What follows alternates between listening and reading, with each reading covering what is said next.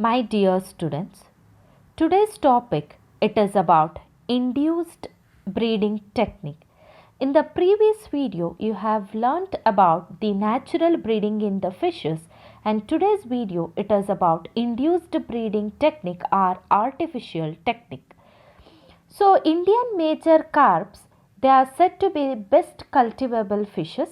So these carps, they do not breed in confined water of captivity even if the gonads they are matured and ovulation might have taken place in natural environment. So they should be made to breed in confined water so that the increased demand of good quality fishes and their seeds could be available.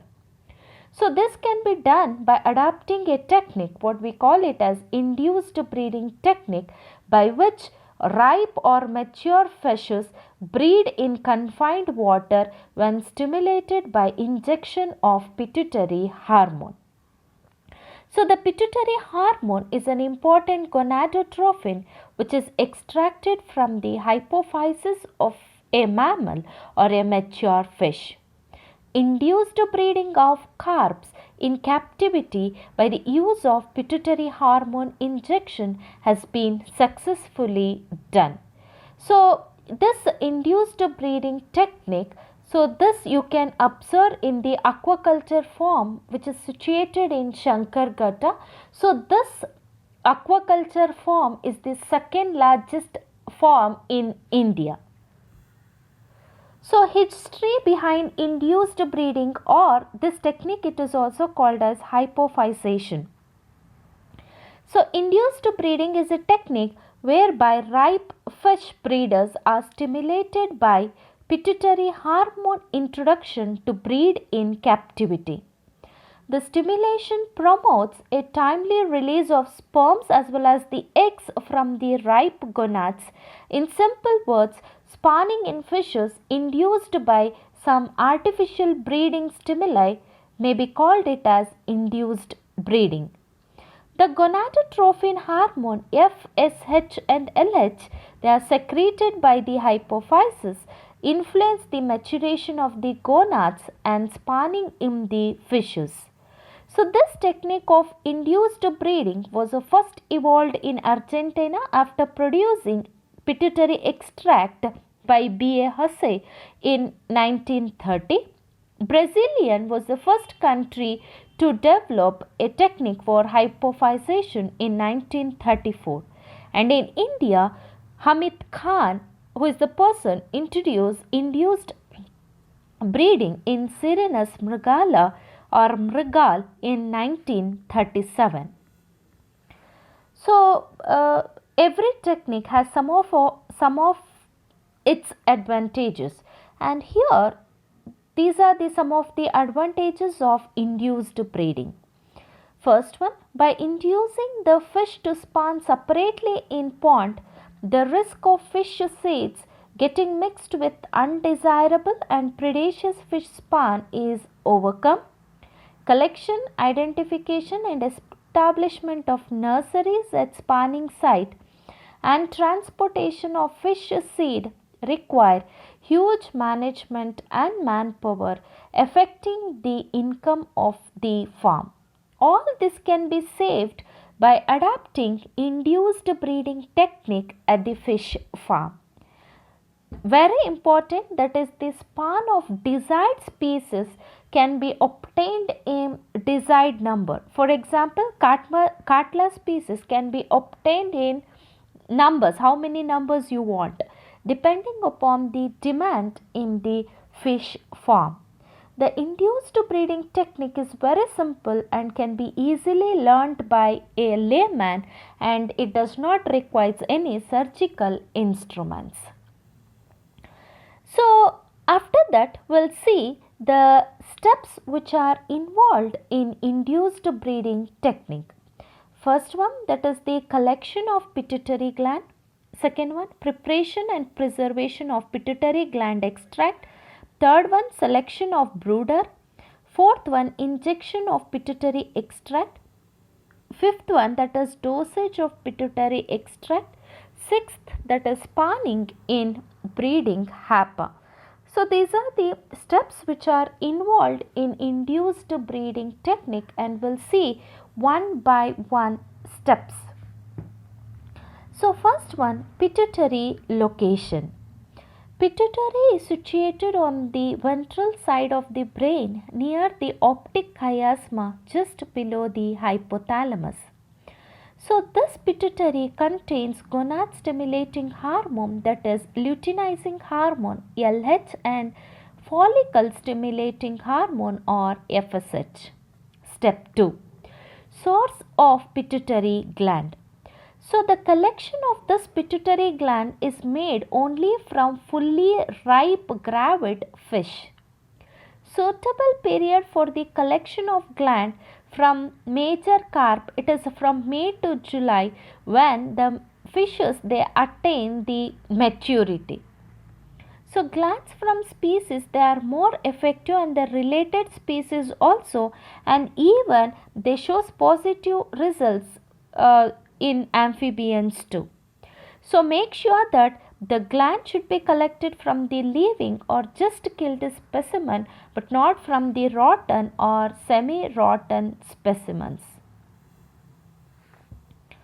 Next, step 3, dissection and removal of gland. So for the dissecting of the donor fish, sharp knife or a handsaw is used. For dissection of a fish head with a oblique stroke, a portion of skull is first removed.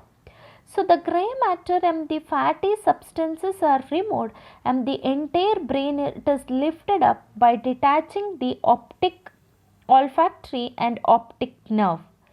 So the pituitary gland, it is located ventrally just posterior to the optic chiasma, which is covered by a thin membrane. So when the gland is exposed, it is carefully picked up. Care should be taken so that the pituitary gland should not be damaged. Step 4.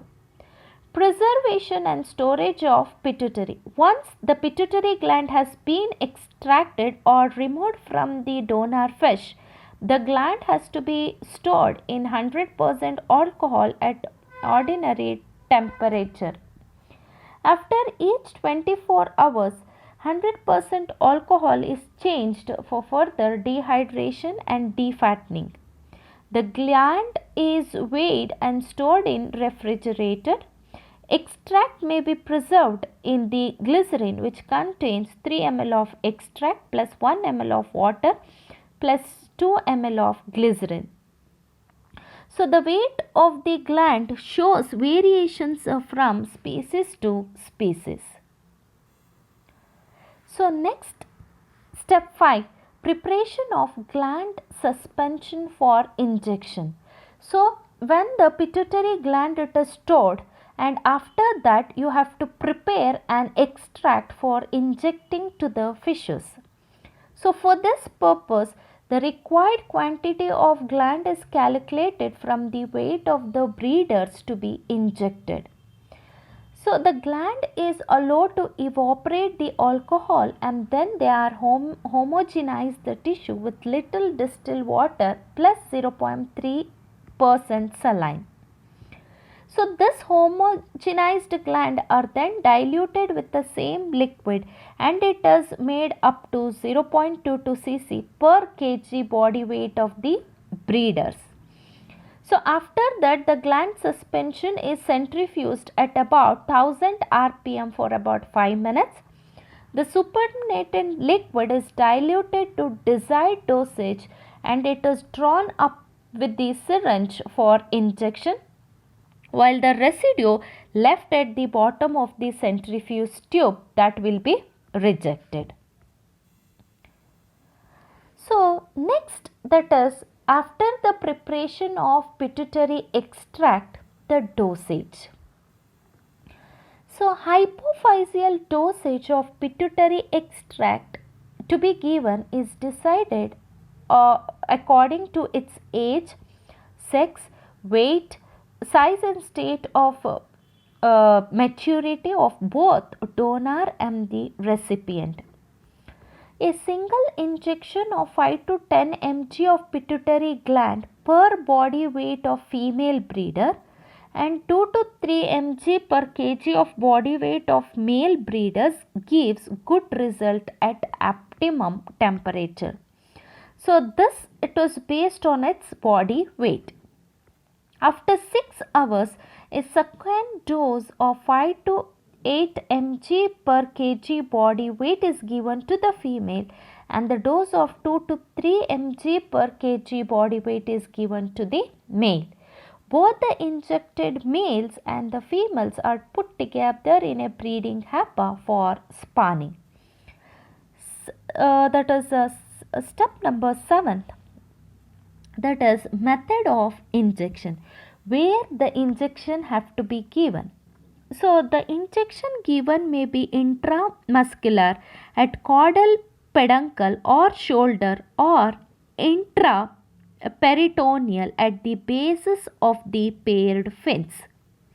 The first injection could be given at the early hours of the day, while the second one that can be given in the evening. Now, the determination of sex. So, what happens during breeding season? A mature male of mature and medium-sized carp can be easily distinguished by the roughness of the dorsal surface of pectoral fin, in contrast to that the female, which is having very smooth to touch. So, the roughness appears as in February and March and disappears when the breeding season is over. A fully ripe male oozes milt on slight pressure on the abdomen, whereas a fully ripe female has a bulging abdomen and a swollen vent. Healthy breeders weighing 1.5 to 5.0 kg are always preferred. So, spawning in breeding happa, that is step number 8. So, once they have given the injection with the confirmative doses for both male and the female, a pair of breeder is released into breeding happa for spawning after injection of pituitary extract. So, the breeding happa in the picture, you can see it is a rectangular case of fine netting. It is held on 4 bamboo poles, one at each corner of the rectangular case. The roof of the happa may be opened or you can close it. The happa is made up of mosquito net cloth through which eggs they are laid and milk they cannot escape out. 3/4 part of the happa is summarized in water, whereas the upper 1/4 part remains in the air. After 3 to 6 hours of injection of pituitary extract, the spawning takes place. The fertilized eggs, they are white, opaque, whereas unfertilized eggs, they are transparent and bead-like. So, these are the steps which are involved in artificial breeding or induced breeding technique. So, what are all the precautions to be taken during induced breeding? So, here to avoid diseases and parasitic infection, breeders should be properly washed with KMNO4 solution for few minutes. After that, they should be kept in formalin for 1 hour. Breeders should be protected from mechanical injuries during handling.